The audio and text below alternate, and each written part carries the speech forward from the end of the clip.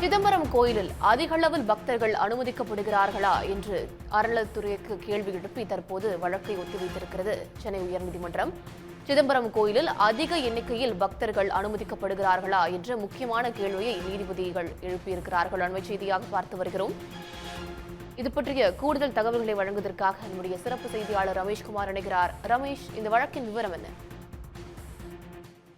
சிதம்பரம் நடராஜர் கோவில்ல கனகசபை மீது நின்று பக்தர்கள் தரிசனம் செய்ய அனுமதி அளித்து பிறப்பிக்கப்பட்ட அந்த அரசாணை எதிர்த்து சென்னை உயர்நீதிமன்றத்துல வழக்குகள் எல்லாம் தாக்கல் செய்யப்பட்டிருக்கிறது.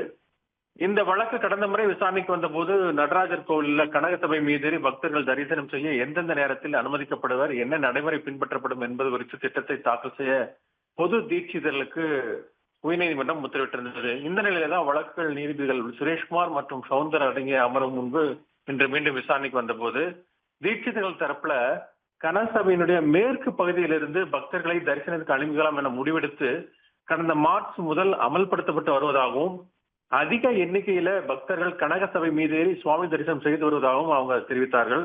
ஆனால் தீட்சிதர் தரப்பில் செய்யப்பட்டுள்ள ஏற்பாட்டின் அடிப்படையில் அதிக எண்ணிக்கையில் பக்தர்கள் கனகசபை மீதேறி தரிசனம் செய்ய முடியாது என அறநிலையத்துறை தரப்புல தெரிவிக்கப்பட்டது.